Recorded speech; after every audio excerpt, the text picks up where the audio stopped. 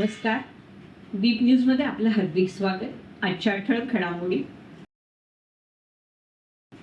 खेड ब्राह्मणळी येथील श्री लक्ष्मी नारायण मंदिर येथे श्रीराम जन्मोत्सव सोहळा उत्साहात साजरा. पत्रकार दीपक भागवत यांना मारहाण, हल्लेखोरांवर गुन्हा दाखल. पेट्रोल डिझेलच्या दरात 5 रुपयापर्यंत वाढ, देशातील मोठ्या कंपनीनं घेतला निर्णय. रत्नागिरी जिल्हा परिषद विषय समितीच्या सभापती पदाच्या निवड प्रक्रिया संपन्न. नशामुक्ती भारत अभियानाची रत्नागिरी जिल्ह्यामध्ये सांगता. सविस्तर वृत्त. खेड ब्राह्मणळी येथील श्री लक्ष्मी नारायण मंदिर येथे श्रीराम जन्मोत्सव सोहळा उत्साहात साजरा करण्यात आला. यावेळी मुंबई येथील हबप बडवेबुवा यांच्या कीर्तनाचं आयोजन करण्यात आलं होतं. दुपारी ठीक 12:30 वाजता श्रीराम जन्मोत्सव झाला. श्रीराम जय राम जय जय राम या नामघोषात संपूर्ण परिसर दुमदुमून गेला होता. श्रीराम मंदिर येथे भाविकांनी दर्शनाचा लाभ घेतला. दर्शनासाठी येणाऱ्या सर्व भाविकांसाठी सुंठवडा आणि आंबाडाळ पन्ह प्रसाद देण्यात आला. श्री लक्ष्मीनारायण मंदिर येथे मालशे आणि श्रीराम मंदिर येथे श्रीराम जोशी यांनी भाविकांना पन्ह वाटप करून तृप्त केलं. या सोहळ्याला भाविक मोठ्या संख्येने उपस्थित होते. सायंकाळी छबिन्याचं आयोजन करण्यात आलंय. पत्रकार दीपक भागवत यांच्यावर हल्ला करून त्यांना बेदम मारहाण करणाऱ्या हल्लेखोरांविरोधात चिपळूण पोलिसांनी गुन्हा दाखल केलाय. दिनांक 25 मार्च 2026 रोजी दुपारी 12च्या सुमारास बहादूर शेख नाका चिपळूण येथे चिपळूण नागरी पतसंस्थेच्या विरोधात उपोषणकर्ते रुपेश सुरेश पवार राहणार खेड हे उपोषणाला बसत असताना त्याचं वृत्तांकन करण्यासाठी दीपक दिलीप भागवत पत्रकार हे कॅमेरामन रुपेश साळुके यांच्यासह त्या ठिकाणी गेले असताना त्यांना 10 ते 12 लोकांनी तू कसला पत्रकार, तू कसलं शूटिंग करतो असं म्हणून गैरकायदा जमाव करून हाताच्या थापट्यांनी आणि लाथाबुक्यांनी मारहाण केली. तसेच शिवीगाळ आणि दादागिरी देखील केली.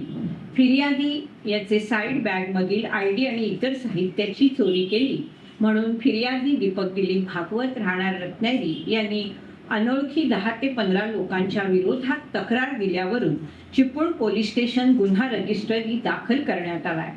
या गुन्ह्याचा तपास उपविभागीय पोलीस अधिकारी श्री बेले साहेब चिपळूण उपविभाग हे करत आहेत. गुन्हा दाखल झाला तरीही अजून कुणालाही ताब्यात घेण्यात आलं नाही. मारहाण करतानाचं चित्रीकरण अवघ्या महाराष्ट्रानं पाहिलं, ज्यामध्ये हल्लेखोरांचे चेहरे पूर्णपणे दिसतायत. तरी देखील अजून कुणालाही ताब्यात घेतलं गेलं नाही. मात्र आमचा तपास चालू असून आरोपींना लवकर ताब्यात घेऊ असं पोलिसांनी म्हटलंय. या हल्ल्यामागे नक्की कुणाचा हात होता आणि कुणाच्या सांगण्यावरून हल्ला करण्यात आला याचाही तपास झाला पाहिजे अशी भूमिका येथील पत्रकारांनी घेतली आहे. आंतरराष्ट्रीय स्तरावर वाढलेल्या कच्च्या तेलाच्या किमतीचा परिणाम आता थेट भारतातील पेट्रोल डिझेलच्या दरांवर दिसू लागलाय. खाजगी क्षेत्रातील मोठी इंधन कंपनी नायरा एनर्जीनं पेट्रोल आणि डिझेलच्या दरात मोठी वाढ केली असून ग्राहकांच्या खिशावर याचा थेट परिणाम होणार आहे. ही दरवाढ केवळ देशांतर्गत कारणामुळे नाही तर आंतरराष्ट्रीय परिस्थितीमुळे झाली आहे. इराणमधील ऊर्जा प्रकल्पांवर झालेल्या हल्ल्यांमुळे जागतिक पुरवठा साखळीवर परिणाम झाला आणि कच्च्या तेलाचे दर वाढले. याच पार्श्वभूमीवर नायरा एनर्जीला वाढलेला खर्च ग्राहकांवर टाकावा लागला. दुसरीकडे सरकारी तेल कंपन्या जसे की इंडियन ऑइल कॉर्पोरेशन आणि हिंदुस्तान पेट्रोलियम यांनी अजूनही सामान्य पेट्रोल डिझेलचे दर स्थिर ठेवले. मात्र त्यांनी प्रीमियर पेट्रोलच्या दरात 2 ते 2 रुपये 35 पैशांची वाढ केली. यामुळे सर्वसामान्य ग्राहकांना काही प्रमाणात दिलासा मिळालाय. सध्या आंतरराष्ट्रीय घडामोडींचा थेट परिणाम ग्राहकांच्या खिशावर होत असल्याचं दिसतंय. पुढील काही दिवसात जागतिक परिस्थितीनुसार इंधन दरामध्ये आणखी चढउतार होण्याची शक्यता नाकारता येत नाही. रत्नागिरी जिल्हा परिषद विषय समितीच्या सभापती पदाची निवड प्रक्रिया संपन्न झाली असून जिल्हा परिषद अध्यक्ष विलास चाळके यांच्याकडे बांधकाम समिती देण्यात आली. कृषी समिती सभापतीपदी महेश नाटेकर यांची निवड झाली. महिला आणि बाल कल्याण समिती सभापतीपदी मयुरी मिलिंद शिर्के यांची, शिक्षण आणि अर्थ समिती सभापतीपदी नंदकुमार नारायण मुरकर यांची, समाज कल्याण समिती सभापतीपदी सुयोग नंदकुमार कांबळे यांची निवड झाली. ही निवड प्रक्रिया झाल्यानंतर नवनिर्वाचित जिल्हा परिषद अध्यक्षा अस्मिता केंद्रे यांनी सर्व नवनिर्वाचित विषय समिती यांच्या सभापतींना पुष्पगुच्छ देऊन शुभेच्छा दिल्या. यावेळी माजी आमदार संजयराव कदम, माजी आमदार सदानंद चव्हाण, शिवसेना नेते अण्णा महाडिक यांच्यासह शिवसेनेचे कार्यकर्ते, पदाधिकारी मोठ्या संख्येने उपस्थित होते.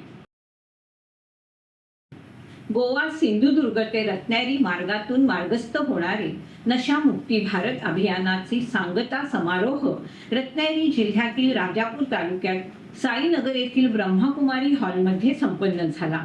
हे अभियान ओरसमधून सुरू होऊन कुडाळ, मालवण, डोळा मार्गे राठिवडे, कणकवली, राजापूर, लांजा या तालुक्यातील अनेक छोट्या मोठ्या गाव, शाळा आणि हायस्कूल तसेच ग्रामपंचायत आणि नगरपालिकांना भेट देऊन तसेच नशामुक्तीसाठी लोकांमध्ये जागृती जाणण्याचं कार्य करत होतं.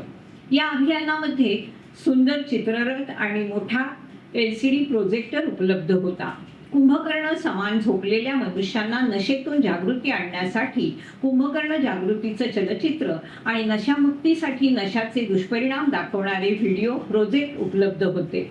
नशामुक्ती दानपेटी उपलब्ध करून अनेकांना नशेपासून मुक्त करण्याचं कार्य व्यसन दान घेऊन केलं गेलं. अनेक ग्रामपंचायत, गाव, शाळा, हायस्कूल, पंचायत समिती यातून एकूण 111 कार्यक्रम राबवण्यात आले. तसेच आठवडा बाजार, बस स्टँड, मॉल इत्यादी गजबजलेल्या ठिकाणी हे अभियान नशामुक्तीसाठी अनेक कार्यक्रम करून पुढे जात होतं. या अभियानाचे उद्दिष्ट सफल होताना यातून जवळजवळ 20 ते 22 हजार लाभार्थी घडले गेले. तसेच हजारो लोकांनी आपल्या नशेचं दानपेटीमध्ये सोडून नशा न करण्याची प्रतिज्ञा घेतली. शेवटी या नशामुक्ती भारत अभियानाची सांगता समारोह राजापूर नगरी साईनगर येथील ब्रह्मकुमारी हॉलमध्ये पार पडला. या सांगता समारोहासाठी प्रमुख पाहुणे राजापूर नगरीच्या माजी आमदार आणि नगराध्यक्षा हुस्नबानू खलिफे, नगरसेविका सुयोगा जठार, माजी नगराध्यक्ष जयप्रकाश नर्वेकर तसेच ST डेपो कार्यशाळा अधीक्षक प्रकाश झोरे, गोवा सिंधुदुर्ग संचालिका शोभा दिदी उपस्थित होत्या. अभियानातील समाविष्ट कार्यकर्त्यांनी राजापूर नगरीमध्ये शोभायात्रेचं आयोजन केलं होतं. सांगता समारोहामध्ये सर्व अभियानातील कार्यकर्ते तसेच सहकारी तालुका प्रमुख यांना पुष्पगुच्छ आणि सन्मान चिन्ह देऊन गौरवण्यात आलं. कराड ते चिपळूण राष्ट्रीय महामार्ग 166E वरील पाटण शहरातील धांडे पुलाची पुनर्बांधणी तसेच बाजारपेठेतील कॉन्क्रीट रस्त्याचं काम हाती घेण्यात येणार असल्याने या मार्गावरील वाहतूक 60 दिवसांसाठी बंद ठेवण्यात येणार आहे. यासाठी दिनांक 27 मार्च 2026 रोजी रात्री 12 वाजल्यापासून ते 27 मे 2026 रोजी रात्री 12 वाजेपर्यंत पर्यायी वाहतूक व्यवस्था लागू करण्यात आली. या संदर्भात पोलीस अधीक्षक सातारा तुषार दोशी भापोसे यांनी महाराष्ट्र पोलीस अधिनियम 1951च्या कलम 34 अन्वये अधिसूचना जारी केली. पाटण शहरातील कामांमुळे नागरिक आणि वाहन चालकांची गैरसोय होऊ नये तसेच वाहतूक सुरळीत राहावी यासाठी अवजड आणि हलक्या वाहनांसाठी स्वतंत्र पर्यायी मार्ग निश्चित करण्यात आले. यामध्ये कराड उमरजकडून चिपळूणकडे जाणारी अवजड वाहतूक कराड आणि उमरज येथून राष्ट्रीय महामार्ग क्रमांक 4 मार्गे पाचवड फाटा, उंडाळे, कोकरूड, मलकापूर, आंबाघाट, संगमेश्वर मार्गे चिपळूणकडे जाईल. चिपळूणकडून कराड उमरजकडे येणारी अवजड वाहतूक चिपळूणहून संगमेश्वर, आंबाघाट, मलकापूर, कोकरूड, उंडाळे, पाचवड फाटा मार्गे राष्ट्रीय महामार्ग 4 वरून कराड आणि उमरजकडे वळवण्यात येईल.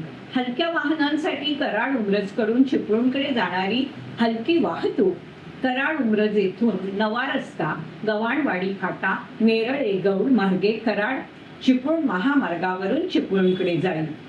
चिपळूणकडून कराड उमरजकडे येणारी हलकी वाहतूक, चिपळूणहून येणारी वाहतूक नेरळे, गौड, गव्हाणवाडी फाटा, नवा रस्ता मार्गे कराड आणि उमरजकडे जाईल. वाहतूक वळवण्यात आलेल्या ठिकाणी पोलीस बंदोबस्त तैनात करण्यात येणार असून नागरिकांनी आणि वाहन चालकांनी बदललेल्या मार्गाची नोंद घेऊन पोलीस प्रशासनाला सहकार्य करावं असं आवाहन करण्यात आलंय.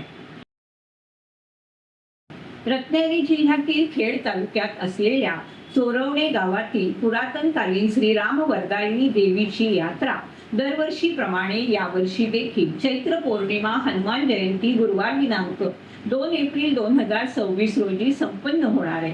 सकाळी 8 वाजता मंदिरात स्थापित देवदेवतांची महापूजा, सकाळी 9 ते 10 लाटेची पूजा लाट पाडणे, सकाळी 10 ते 12 लाटेची मिरवणूक, दुपारी 12:30 ते 2 महाप्रसाद, सायंकाळी 5 ते 6 लाट बगाडावर चढवणं, सायंकाळी 6 ते 7 देवीची महाआरती, रात्री 8 ते 9:30 महाप्रसाद, रात्री 9:30 ते 10:30 निमंत्रित पालख्यांचं आगमन, स्वागत, पालखी भेट, रात्री 10:30 ते 12 निमंत्रित पालख्यांसह श्रीराम वरदायिनी मातेचा छबिना पालखी प्रदक्षिणा, रात्री 12 वाजता आराध्य प्राप्ती प्रस्तुत शाहीर रत्नाकर महाकाल यांचा लोकनाट्य तमाशा. हा दैदिप्यमान सोहळा पाहण्यासाठी सहकुटुंब सहपरिवार उपस्थित राहावं आणि दर्शनाचा लाभ घ्यावा असं चोरवणे ग्रामस्थ, श्रीराम वरदायिनी देवस्थान कमिटी सभासद आणि ग्रामविकास मंडळ चोरवणे मुंबई पुणे यांच्या वतीने निमंत्रण करण्यात आलंय. स्वच्छ महाराष्ट्र अभियान अंतर्गत दापोली नगरपंचायतीला आधुनिक सक्शन युनिट या अत्याधुनिक वाहनाचा लोकार्पण सोहळा समाजसेविका माननीय सौ श्रेयाताई कदम यांच्या हस्ते संपन्न झाला. दापोली शहर अधिक स्वच्छ, सुंदर आणि आरोग्यदायी बनवण्याच्या दिशेनं हे वाहन एक महत्त्वपूर्ण पाऊल ठरणार आहे. सांडपाणी व्यवस्थापन आणि स्वच्छता यंत्रणा अधिक प्रभावीपणे राबवण्यासाठी मोठी मदत होणार असून नागरिकांच्या जीवनमानात सकारात्मक बदल घडवण्यात याचा निश्चित हातभार लागेल. स्वच्छतेचा संकल्प केवळ शासनाचा नसून प्रत्येक नागरिकाचा आहे. शासनाच्या योजना आणि नागरिकांचा सहभाग यांची सांगड घातल्यास स्वच्छ दापोली, सुंदर दापोली हे स्वप्न साकार होईल असा ठाम विश्वास यावेळी त्यांनी व्यक्त केला. रत्नागिरी येथील अंबर हॉल येथे माजी आमदार तथा भाजपचे प्रदेश सरचिटणीस सुनील राणे यांच्या प्रमुख उपस्थितीत दक्षिण जिल्हा कार्यकारिणीची पहिली बैठक उत्साहात पार पडली. यावेळी प्रशांत यादव उपस्थित होते. त्यांनी सर्वांशी मनमोकळा संवाद साधला. यासोबतच उपस्थित सर्वांना मार्गदर्शन करून पक्ष संघटना मजबूत करण्यासाठी प्रामाणिकपणे योगदान द्या असं आवाहन केलं. तसेच बैठकीचं औचित्य साधून प्रशांत यादव यांच्या अभिनंदनाचा ठराव सर्वानुमते मंजूर करून जिल्ह्याच्या वतीने सत्कार केल्याबद्दल त्यांनी सर्वांचे आभार मानले.